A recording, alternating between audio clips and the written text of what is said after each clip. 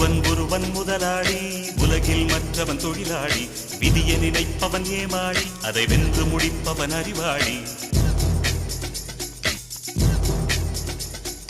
ஒருவன் முதலாளி, உலகில் மற்றவன் தொழிலாளி. விதியை நினைப்பவன் ஏமாளி, அதை வென்று முடிப்பவன் அறிவாளி. பூமியை வெல்ல ஆயுதம் எதற்கு, பூப்பறிக்க கோடரி எதற்கு, பொன்னோ பொருளோ பொற்களம் எதற்கு, ஆசை துறந்தால் அகிலம் உனக்கு.